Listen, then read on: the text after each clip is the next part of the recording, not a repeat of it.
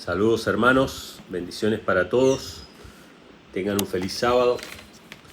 El tema que quiero compartir con ustedes hoy tiene que ver con un símbolo que se ha hecho muy popular en los últimos años, sobre todo en los últimos meses, ¿sí? En realidad es un símbolo popular hace siglos, pero no tan popular en nuestra cultura occidental. ¿Sí? Las religiones paganas de la antigüedad utilizaban este símbolo de diferentes maneras, pero en los últimos meses se ha hecho muy popular en el ámbito del entretenimiento, y este símbolo tiene que ver con la cabeza de la cabra, o la cabra en sí misma, ¿no? Es un símbolo que se le han asignado varios significados, y me gustaría poder compartir con ustedes qué es lo que la Biblia en realidad dice acerca de este símbolo, porque es un símbolo que aparece en la Biblia, pero vamos a ver que no está tan asociado a lo que el mundo lo asocia, incluso al mundo cristiano. Esta imagen que quiero compartir con ustedes es una de las imágenes que se hizo más popular en los últimos meses. Ustedes saben que el Campeonato Mundial de Fútbol, más allá de que pueda ser entretenido, más allá de que despierte pasiones y todo, sabemos que son todas cosas bastante planificadas, que Argentina no salió campeón porque sí, probablemente tenga sus implicancias políticas, sus implicancias económicas, bueno, una serie de implicaciones, y obviamente Messi, que es el mejor jugador del mundo hace muchos años, en los últimos meses salió en la tapa de una revista deportiva llamada Paper. Acá yo les pongo la captura de un artículo periodístico. Salió en la tapa de una revista con la cabeza de una cabra, o con una cabra en realidad, ¿no? Que es ahí está con un animal real, es decir, se muestran las escenas de la sesión de fotos, y él salió con un animal, una cabra bastante grande, posando en esa sesión de fotos, ¿no? Incluso hay otra foto más pequeña ahí que aparece donde él sostiene a una cabra más chiquita en sus manos, ¿no? Que muchas personas la relacionaron con una foto muy famosa, o un dibujo muy famoso de Jesús que va cargando un cordero, ¿no? Como el buen pastor. Pero nada, la cosa es que esta foto se hizo muy viral y empezó a despertar muchas teorías, ¿no?, sobre el significado, y obviamente lo primero que uno piensa es un símbolo satánico, y algo de eso hay, pero vamos a profundizar un poquito más, porque a mí no me gusta repetir lo que otros dicen porque sí. A mí me gusta tener el fundamento de la palabra del Señor en todo, y en estas cosas también. Y obviamente que tiene un significado que tiene que ver con lo satánico, porque es un símbolo popular del satanismo, pero vamos a ver lo que dice la explicación de la revista. El artículo periodístico que cita la revista y cita la famosa foto, dice lo siguiente, ustedes lo pueden ver ahí en la pantalla, está un poco chiquito, pero bueno, capaz lo pueden llegar a leer. Dice: la producción fotográfica fue con el título Leo Messi Goat. No sé cómo se pronuncia esto en inglés. ¿Cómo se pronuncia? Goat. Así se pronuncia en inglés. Goat. Pero se deletrea G-O-A-T, ¿sí? Que es como un acrónimo, y hace referencia a la palabra que en inglés quiere decir cabra. O sea, en inglés goat significa cabra, pero es un acrónimo con las iniciales de otras palabras. Dice: ¿pero por qué? ¿Qué tiene que ver una cabra con el capitán de la selección argentina? Esta palabra es habitualmente usada como un acrónimo, G-O-A-T, que significa, ¿cómo se pronuncia? ¿Cómo? Greatest of all times. Bueno, yo lo voy a leer literal porque no me sale. Greatest of all times, que significa el más grande de todos los tiempos. Mi esposa se está riendo acá por mi pésima pronunciación, pero básicamente lo que significa es, en inglés, un acrónimo de el más grande de todos los tiempos. Eso es lo que significa la palabra cabra, o el acrónimo cabra en inglés, y por eso es que sacan la foto con una cabra como símbolo de que Messi es el mejor jugador de todos los tiempos. Entonces dice: esta es una expresión usada habitualmente para referirse a las personas más destacadas. O sea que Messi, cuando aparece con una cabra, lo que ellos en teoría están queriendo decir es que es el jugador más grande de todos los tiempos, con un acrónimo en inglés. Y ese acrónimo da la casualidad de que lleva la palabra cabra. Yo esto que estoy mencionando ahora no es para criticar a Messi, porque probablemente Messi le dijeron parate ahí con una cabra, vamos a sacar una foto, sacó las fotos y más allá de que él sepa el significado supuesto del más grande de todos los tiempos, él no creo que esté pensando en si eso tiene un simbolismo satánico o no. Puede ser que sí, la verdad es que no sé, pero más allá de lo que piense Messi o de la idea de Messi, toda esta gente famosa está sujeta a publicistas, a managers y a una serie de cadena de personas que probablemente muy poco tengan que ver ellos mismos con lo que aparece después públicamente, ¿no? Pero bueno, mucha gente vio esta foto y dijo, bueno, este es un símbolo de Satanás, que de paso, obviamente cuando hablamos de el más grande de todos los tiempos, ¿quién es el más grande de todos los tiempos? ¿Quién es el ser humano más grande de todos los tiempos que vivió sobre la tierra? Fue Cristo Jesús. Jesús. Amén, amén, fue Jesús, pero Satanás siempre tuvo envidia de Jesús. Entonces, que se ponga a la cabra como el más grande de todos los tiempos probablemente sea también un acto de envidia de Satanás de querer ocupar el lugar de Cristo, ¿verdad? Así que bueno, acá tenemos una de las primeras imágenes que se hizo muy popular en los últimos meses, pero quiero poner otra que también es bastante popular, que es la imagen que sacó en la tapa del disco de Daddy Yankee, que es un cantante de reggaetón puertorriqueño. Puse un argentino y un puertorriqueño para que nadie diga nada, para que nadie me diga que fue con mala intención.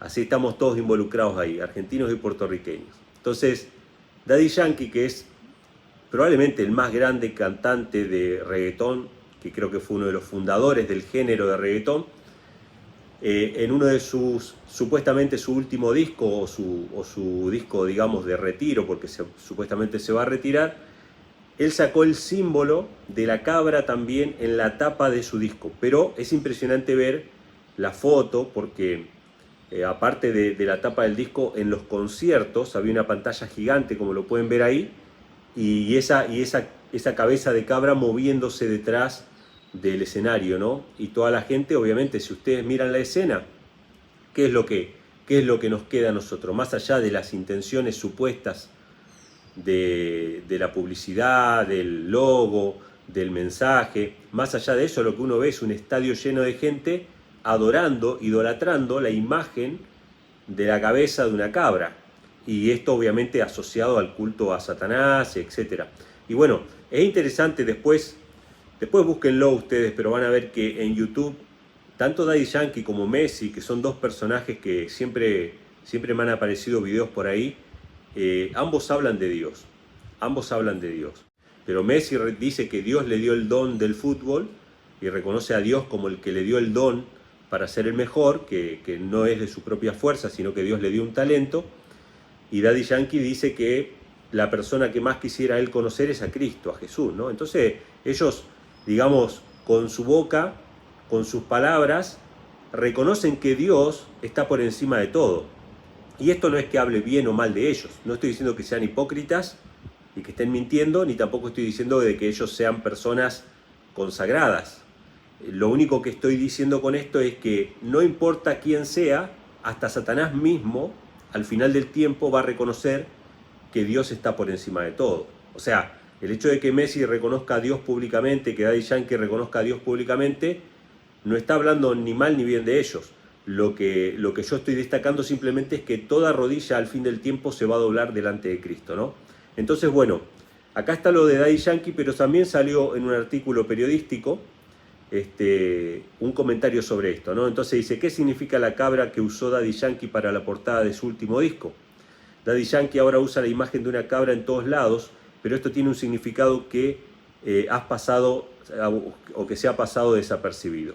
Muchos lo asociaron con algo satánico, pero lo que en realidad trata de expresar es el significado del acrónimo GOAT o GOAT, que significa el más grande de todos los tiempos en inglés, y bueno, que tiene esas iniciales, ¿no? Entonces, bueno, vemos que en dos artículos periodísticos se da la misma explicación, pero a mí me llama la atención, ¿no?, que en estos últimos meses dos personajes muy populares, uno en el ámbito del deporte, que probablemente es una de las industrias que más dinero mueve en el mundo, que más aficionados tiene en el mundo, y otro en el ambiente de la música, que también es una de las industrias que más dinero mueve y que más aficionados tiene.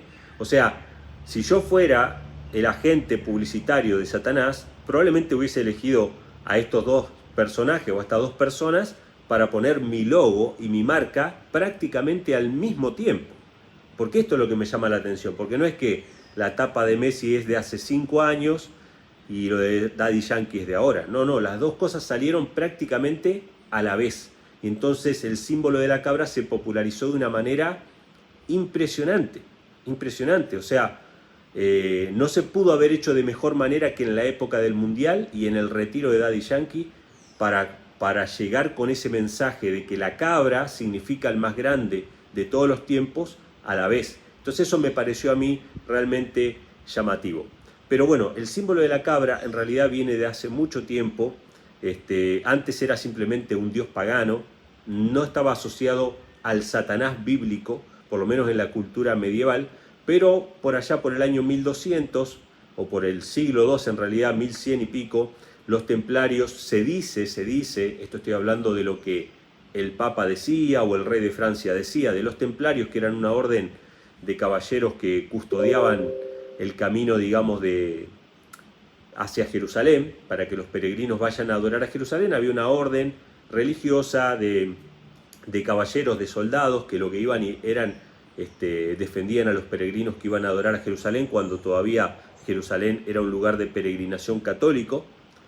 Después de las cruzadas y de perder Jerusalén, bueno, dejó de ser un lugar de peregrinación, pero hubo una época en que los católicos iban a Jerusalén a peregrinar, y bueno, los templarios se encargaban de cuidar eso, y se supone, se dice, que estos templarios empezaron a adorar en un culto a una especie de dios pagano de la antigüedad que representaba la abundancia, la fertilidad, y ese dios tenía una forma de cabra, ¿sí?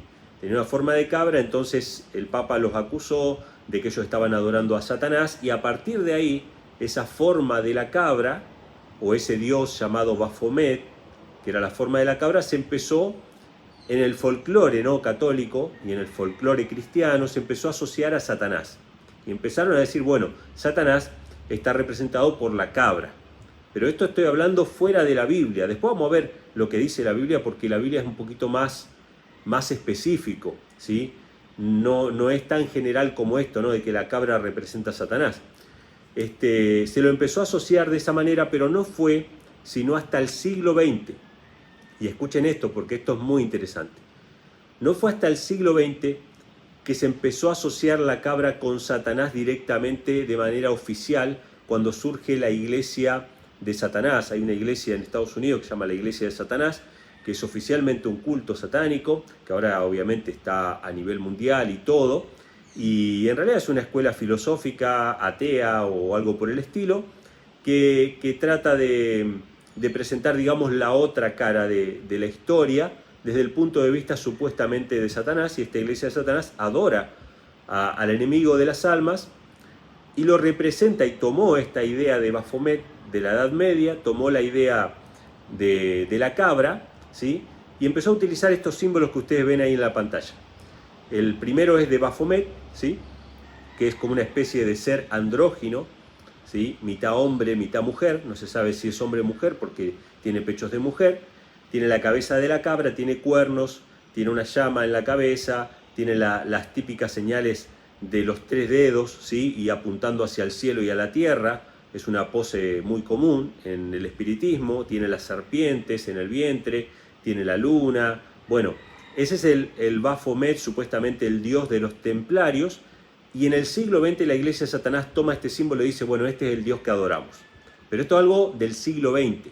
Y utiliza también esta otra estrella que ustedes ven ahí, que se conoce como la estrella o la cabeza de Méndez, que es una estrella de 5 puntas invertida, que tiene también la cabeza de la cabra. Entonces estos símbolos los toma la iglesia de Satanás y dice, bueno, la cabra es Satanás, representa a Satanás, y nosotros adoramos a Satanás.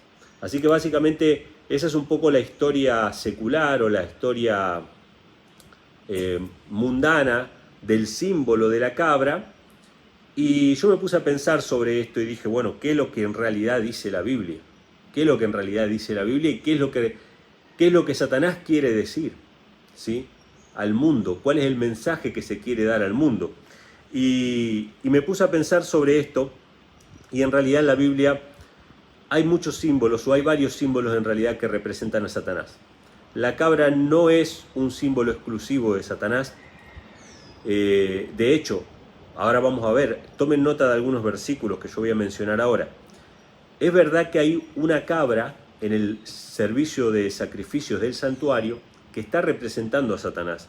Eso está en Levítico capítulo 16, después léanlo completo.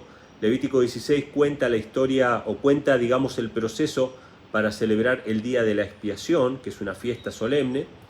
En ese día de la expiación se matan varios animales, entre ellos un carnero y 2 machos cabríos que se ofrecen en sacrificio. O sea, 2 cabras se ofrecen en sacrificio. Una de esas cabras es liberada en el desierto para morir, ¿sí? Que esa representa a Satanás, que va a ser dejado 1000 años en el desierto antes de morir, ¿sí? Al fin del tiempo. O sea, en el desierto representa la tierra desordenada y vacía que va a estar durante el milenio.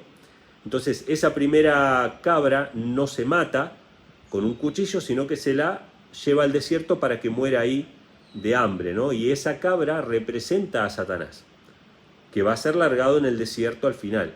Pero hay otro macho cabrío, otra cabra, que se sacrifica en el santuario, que representa a Cristo. Entonces, yo no puedo decir, bueno, la cabra representa a Satanás así a simple vista, porque en realidad en la Biblia está representando tanto a Satanás como a Cristo, ¿sí? Por lo menos en Levítico 16. Sabemos que la cabra era uno de los animales que se sacrificaba constantemente en el santuario, y todas esas cabras, ¿a quién representaban? Representaban a Cristo, ¿sí? Que iba a ser entregado en nuestro favor, salvo la cabra del día de la expiación, que representaba a Satanás, una de ellas que era dejada en el desierto. O sea que eso lo pueden verificar después en Levítico capítulo 16. También en la Biblia Satanás se lo representa como una serpiente antigua, la serpiente, ¿sí? De Génesis y de Apocalipsis capítulo 12, o sea que vemos que la cabra no es algo exclusivo de Satanás. Y también se lo representa como un león rugiente buscando a quien devorar en 1 de Pedro capítulo 5, capítulo 5 versículo 8. Y también la cabra representa en Daniel capítulo 7 al imperio griego, ¿sí?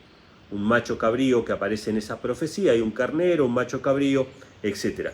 Entonces, como podemos ver, digamos, si yo tuviera que decir, bueno, la cabra representa a Satanás, sí, está bien, es el símbolo que eligieron los satanistas del siglo XX y también probablemente el Papa en la Edad Media, para decir Satanás se representa por una cabra. Pero en la Biblia no es tan así. En la Biblia no es tan así, aunque tiene una relación con el pecado. Ahora, ¿en dónde podemos encontrar una explicación más clara de lo que representa la cabra en relación con el pecado? Vamos a abrir nuestra Biblia y vamos a leer el texto base que está en Mateo capítulo 25, y después ustedes tomen nota de varios versículos que yo voy a mencionar. El texto base va a ser Mateo 25, así que pueden abrir ahí y dejarlo ahí, pero yo voy a mencionar otros versículos que los voy a leer probablemente, y ustedes tomen nota por si no llegan a leerlos, ¿sí? Pero siempre vamos a estar en Mateo capítulo 25. En Mateo 25, versículos 31 al 46, aparece una visión, una escena, digamos, que representa el día final. Se lo llama el juicio de las naciones. En algunas Biblias tiene ese subtítulo, en otras Biblias no lo tiene, como en el mío no tiene, pero se conoce como el juicio de las naciones, ¿sí? Y está en el contexto de la segunda venida de Cristo. Y habla acerca, no puntualmente de Satanás, sino que habla acerca de los seres humanos. Y por eso me parece que más allá de que los satanistas toman el símbolo de la cabra para referirse a Satanás, en primera instancia la cabra o los cabritos representan a los seres humanos, a los impíos, ¿sí? A aquellos que se pierdan. Y vamos a leerlo, está en Mateo capítulo 25, verso 31, dice: cuando el Hijo del Hombre venga en su gloria y todos los santos ángeles con él, entonces se sentará sobre el trono de su gloria.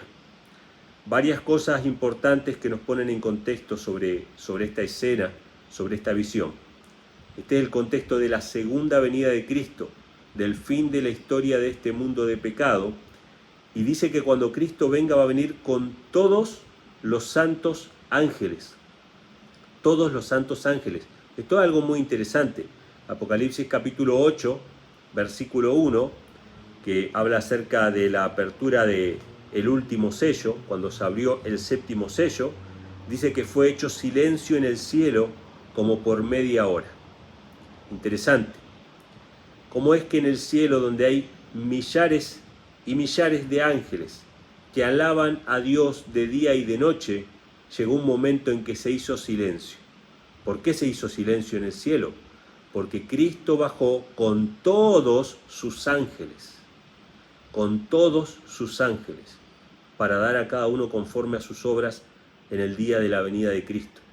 ¿Sí? Otra cosa que menciona este mismo versículo es que Cristo se va a sentar en el trono de su gloria. Cristo se va a sentar en el trono de su gloria. El apóstol Pablo, en la carta a los Hebreos, menciona que cuando Cristo venga por segunda vez ya no va a venir como un niño pequeño. Ya va a venir sin relación con el pecado, para dar a cada uno conforme a sus obras.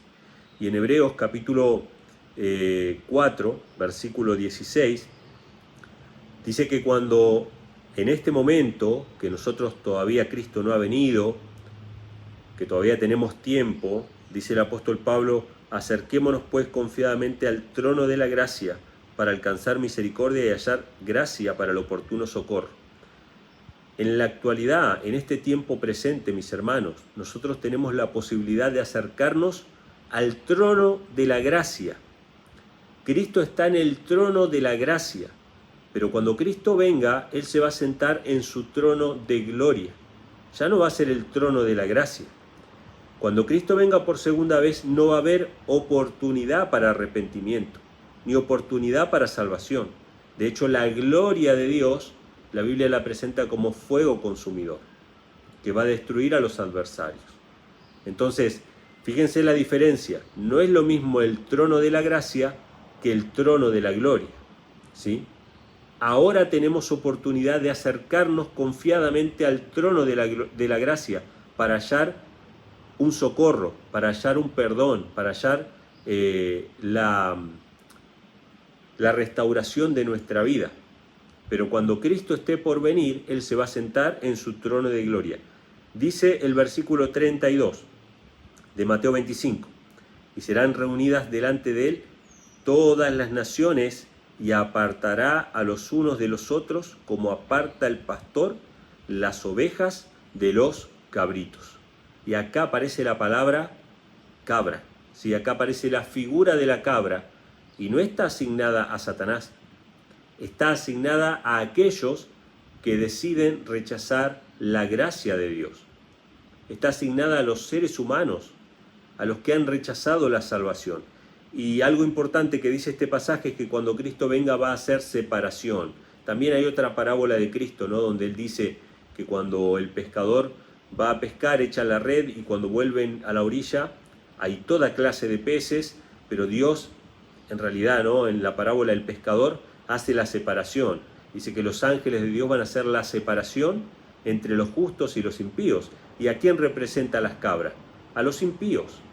Cuando vemos la imagen de la cabra, que supuestamente para los satanistas es Satanás, para el mundo secular representa el más grande de todos los tiempos, en realidad es una adoración al yo.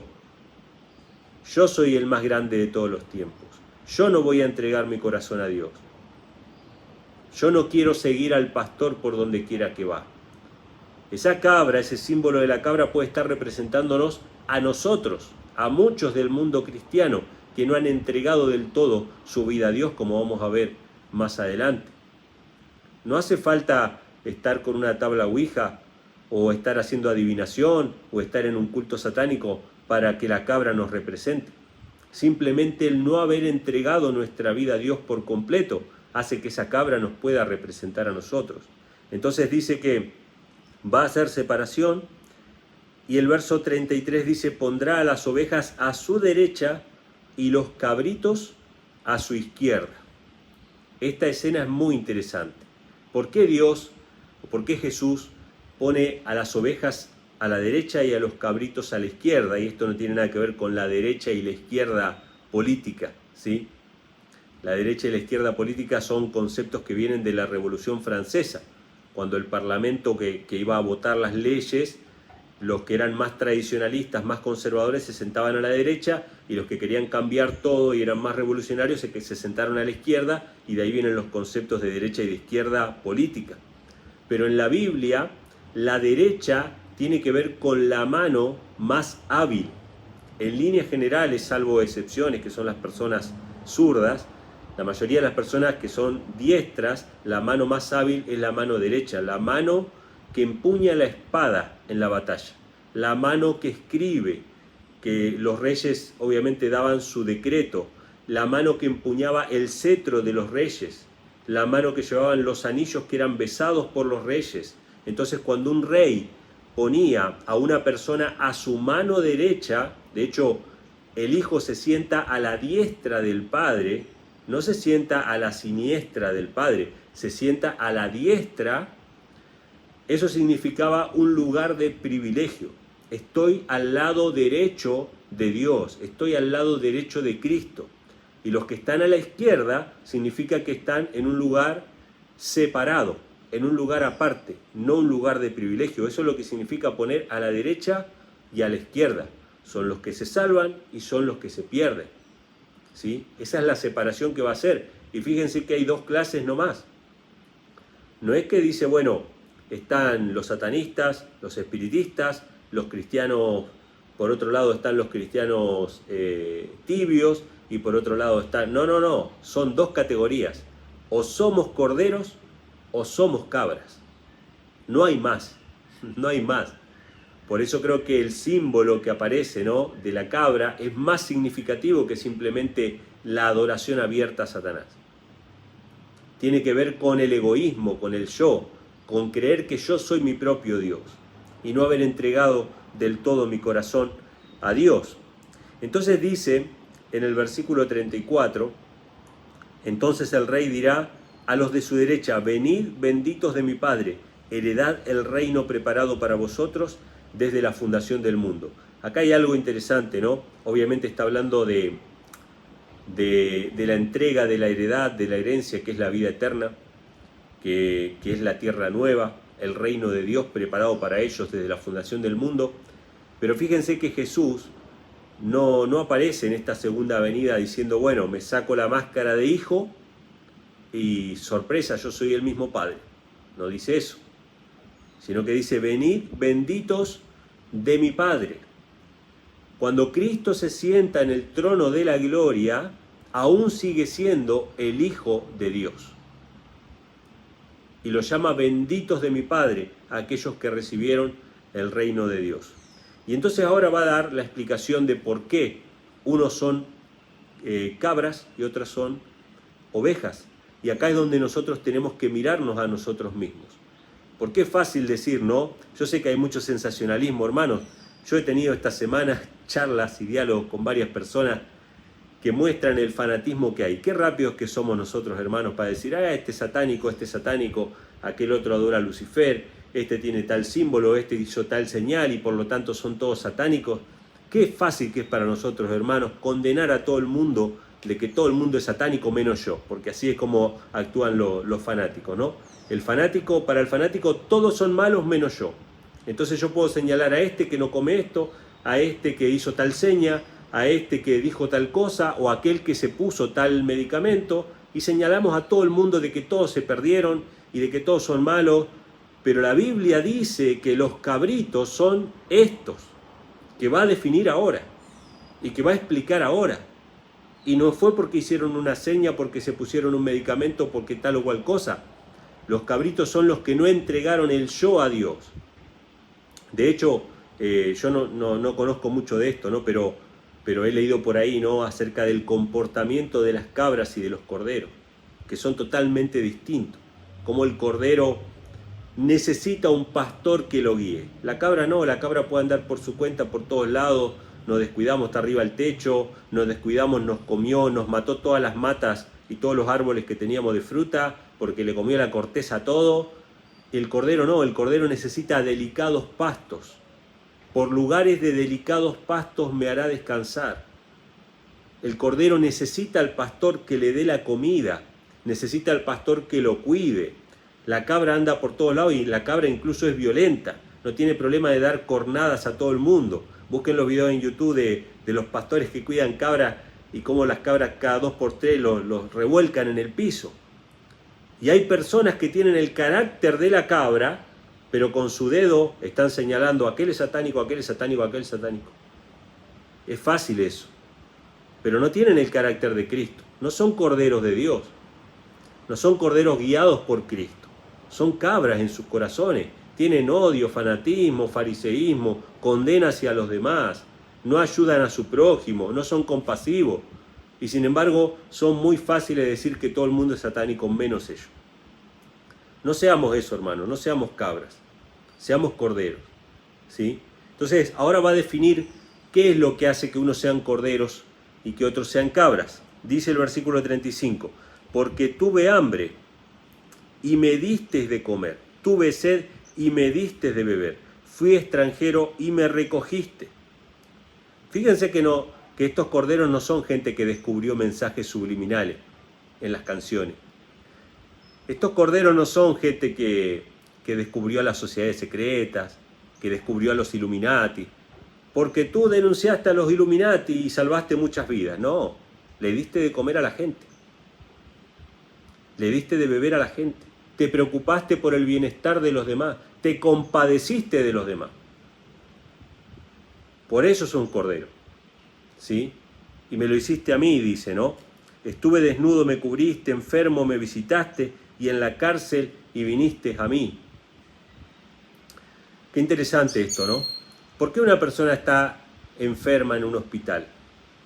Probablemente por muchas razones, pero una de las más comunes por violar las leyes de la naturaleza, ¿no?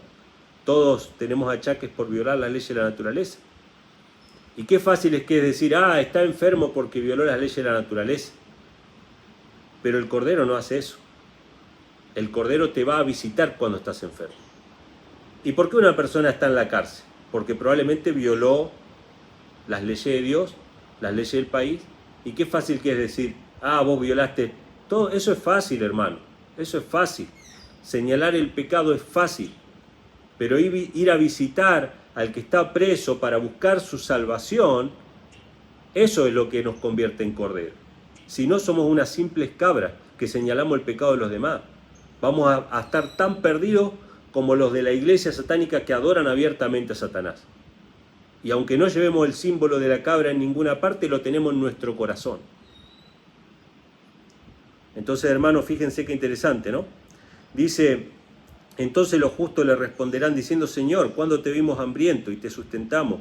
¿O sediento y te dimos de beber? ¿Cuándo te vimos extranjero y te recogimos? ¿O desnudo y te cubrimos? ¿O cuándo te vimos enfermo en la cárcel y vinimos a ti? Y respondiendo el rey les dirá, de cierto os digo, en cuanto lo hiciste a uno de estos mis hermanos más pequeños, a mí lo hiciste. Una característica muy interesante, que yo no entiendo de qué manera se va a cumplir, es que esta gente no sabe cuándo hicieron eso. No se percataron de que hicieron eso. ¿Cuándo hicimos eso? ¿Cuándo lo hicimos? Está la diferencia entre hacer algo por ser visto o por querer salvarse por obras y hacer algo porque es nuestra naturaleza, porque somos corderos, porque es nuestra naturaleza hacer el bien a los demás. Porque Dios se compadeció tanto de nuestros pecados que nosotros no nos atrevemos a emitir juicio contra nuestros hermanos que quizá han pecado o quizás se han desviado o quizá necesitan ayuda. ¿Sí? Entonces, algo muy interesante, ellos no se dan cuenta de eso. Acá se está cumpliendo lo que dice el libro de Santiago acerca de la verdadera religión, Santiago 1.27, si quieren pueden anotarlo.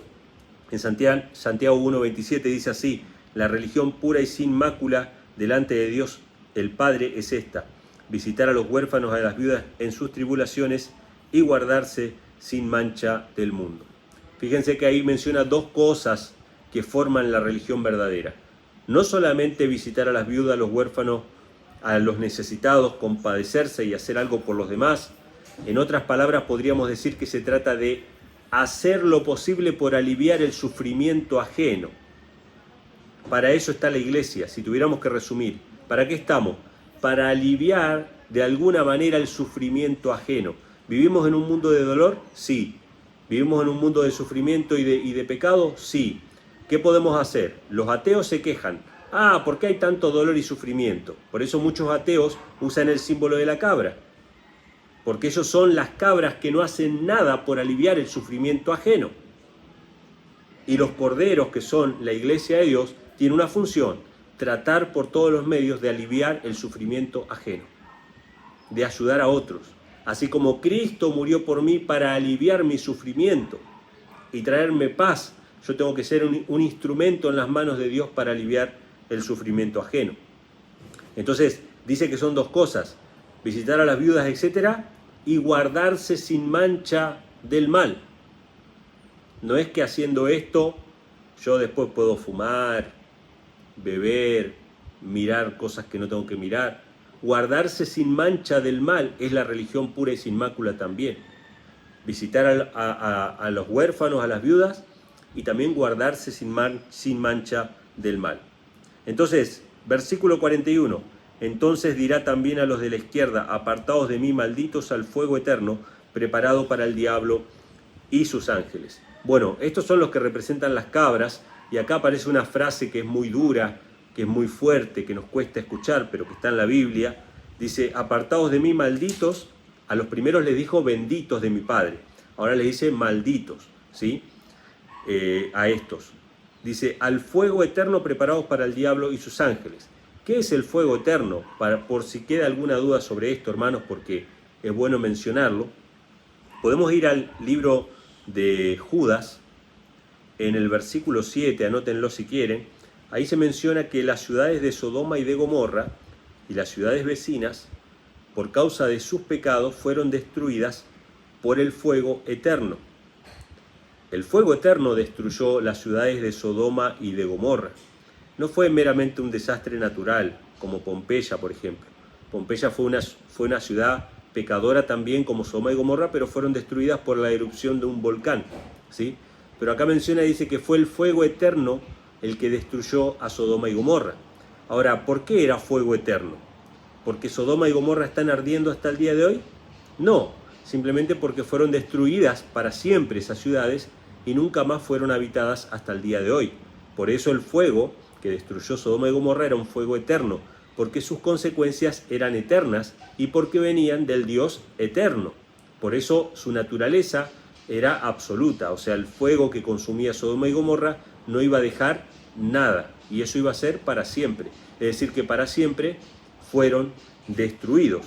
Ahora, cuando dice en Mateo 25:41 que los malos van a ser echados al fuego eterno, es el mismo fuego de Sodoma y Gomorra, que es la destrucción final de los impíos.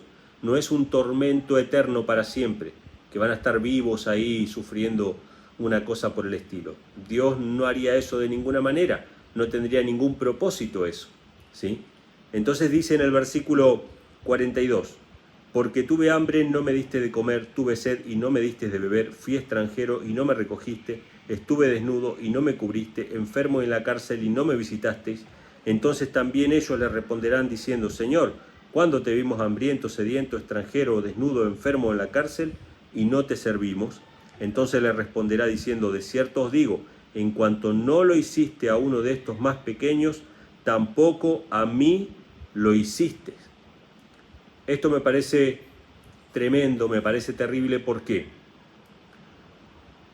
Porque el mundo, las personas del mundo, incluso las personas ateas, las personas de la iglesia satánica, las personas que utilizan estos símbolos, que se aman a sí mismos, muchos de ellos, consideran que su deber hacia su prójimo es simplemente no hacerles mal. No hacerles mal, sin no robar, no matar. Entonces muchos ateos dicen que ellos tienen un principio moral muy elevado porque ellos no matan, no roban, supuestamente no mienten, muchos de ellos mienten, pero supuestamente no mienten. Entonces, como no hacen mal a otro, entonces su moral es tan alta como la de un cristiano. Pero esto no es verdad, hermano. Esto no es verdad, porque la moral cristiana no se basa en simplemente no hacer mal, no hacer daño. No se basa solamente en eso, sino que se basa también en hacer el bien. Hacer el bien. Si ustedes van a Isaías, después léanlo, no lo vamos a leer ahora, pero pueden ir a Isaías 1, 16 y 17. Dios le dice al pueblo de Israel: dejad de hacer lo malo y aprended a hacer el bien. Son dos cosas. No es simplemente no mentir, no robar. Pues yo no le robo a nadie, yo no le hago mal a nadie, pero no me compadezco del que está sufriendo. No me compadezco del que está sin comer o el que le faltan las cosas. La religión verdadera no es simplemente no hacer mal a otro, sino también hacer el bien que sé que debería hacer. Esto lo pueden leer también en Santiago, capítulo 4, versículo 17, que dice lo siguiente: así que el que sabe hacer lo bueno y no lo hace, le es pecado. ¿Qué es el pecado? ¿El pecado es infracción de la ley? Sí. Si yo mato, si yo robo, eso es pecado. Pero si yo sé hacer el bien y no lo hago, también es pecado. También es pecado. Y esto incluye el símbolo de la cabra. La cabra no se preocupa por otros. La cabra solamente se preocupa por sí mismo. Entonces termina diciendo el versículo 46: e irán estos al castigo eterno y los justos a la vida eterna. Y fíjense, ¿no? Acá dice castigo eterno, otra vez. ¿Será que el infierno es de verdad? El fuego eterno es un castigo eterno, eternamente van a estar sufriendo esas personas. No tiene nada que ver con eso, hermanos. Pueden ir a Romanos, o anótenlo si quiere, Romanos 6:23 y 5:21. En esos dos versículos el apóstol Pablo hace el contraste entre la paga del pecado y la dádiva de Dios, ¿sí? La dádiva de Dios es vida eterna y la paga del pecado es muerte, dice así. Entonces, si es un castigo eterno y la paga del pecado es la muerte, entonces es la muerte eterna. Ese es el castigo eterno. Voy a leerlos. Uno de los pasajes se encuentra en Romanos 5:21, que dice así: para que así como el pecado reinó para muerte, así también la gracia reine por la justicia para vida eterna por Jesucristo nuestro Señor. O sea que el pecado reina para muerte, la gracia reina para vida eterna. Y en el 6, versículo 23 dice: porque la paga del pecado es muerte, mas el don de Dios es vida eterna en Cristo Jesús. Así que cuando leemos en Mateo 25, versículo 46, irán estos al castigo eterno y los justos a la vida eterna. ¿Cuál es el castigo eterno? La muerte eterna. ¿Y cuál es la recompensa de los justos? La vida eterna. Unos dejarán de ser para siempre y otros vivirán para siempre, serán para siempre con Dios. Entonces, hermanos, esta es la descripción más gráfica, más directa que tiene la Biblia acerca del significado de la cabra, del símbolo de la cabra. ¿Qué es lo que quieren decir los satanistas cuando ponen el símbolo de la cabra? ¿Qué es lo que quieren decir los medios de comunicación cuando difunden estas imágenes? De que el más grande de todos los tiempos es el que se complace a sí mismo, el que busca el yo, el que no se preocupa por los demás, el que no está velando por aliviar el sufrimiento de otros. Ese es el mensaje de Satanás. Hermanos, somos llamados a ser corderos, a ser guiados por el pastor, a seguir al cordero que es nuestro pastor, como dice Apocalipsis capítulo 14, a seguir al cordero por donde quiera que va. Cristo es nuestro pastor. ¿Qué hizo Cristo en esta tierra? Aliviaba el sufrimiento de los que estaban alrededor. ¿Cuál es nuestra tarea? Aliviar el sufrimiento de los que están alrededor de alguna u otra manera. No todos somos médicos, no todos tenemos dinero para ayudar a mucha gente, pero siempre hay una manera en que podemos ayudar a otros y cumplir nuestro propósito de hacer este mundo de pecado y de dolor un lugar un poquito mejor. Si no cumplimos ese propósito, entonces el símbolo de la cabra también se aplicaría a nosotros, aunque no profesemos ser satanistas. Así que, hermanos, espero que este mensaje les sea de bendición y que puedan disfrutar este sábado en compañía del Señor. Que Dios les bendiga.